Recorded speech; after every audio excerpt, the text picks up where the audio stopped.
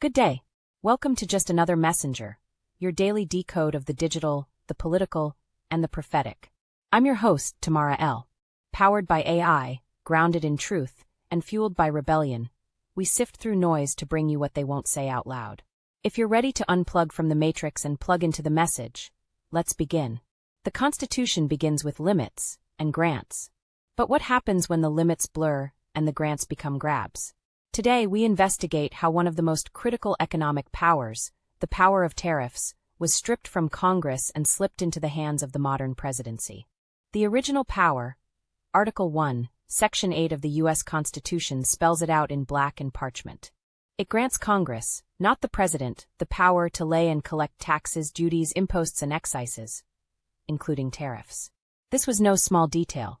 The founders, fresh from war with a monarchy, feared centralized power. So they put control of the purse and tariffs in the hands of the people's representatives. Tariffs weren't just economic tools, they were political safeguards.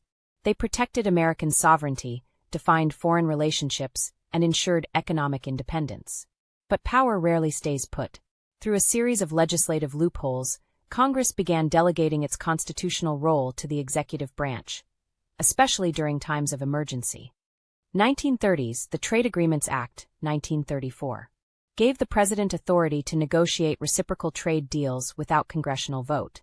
1962, Trade Expansion Act. Section 232 gave the president power to impose tariffs for national security reasons. 1974, Trade Act. Section 301 allowed the executive to retaliate unilaterally against foreign trade practices deemed unfair. No congressional vote required. What was once an exclusive legislative power had now become a conditional executive tool, justified by emergency, national defense, or retaliatory logic. Fast forward to recent history. President Donald Trump used Section 232 to impose steel and aluminum tariffs in 2018 through Proclamation 9705 and Proclamation 9704, citing national security. Congress? Sidestepped. Oversight? Minimal. Under the banner of executive authority, tariffs have now become political weapons, economic bargaining chips, and even tools for social engineering. President Biden extended this precedent by restricting AI chip exports banned to China, using the same powers passed down not through constitutional amendment, but legislative creep. Legal scholars are sounding alarms. How can Congress be said to regulate commerce with foreign nations, as Article 1 demands, if presidents now act without them?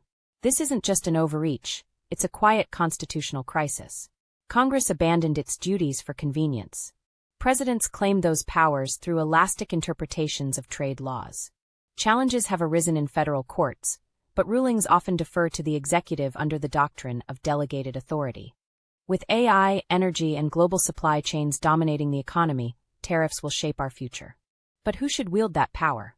When the signers of the United States Constitution gave tariff authority to Congress, it was to ensure the power through we the people, not one man, to control the nation's economic destiny. We must ask, is that vision still alive? This has been Just Another Messenger on PowerShift. Who controls tariffs now?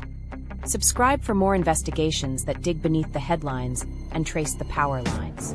Support this podcast on Cash App at $JustAnotherMessenger. Every contribution helps keep the message alive.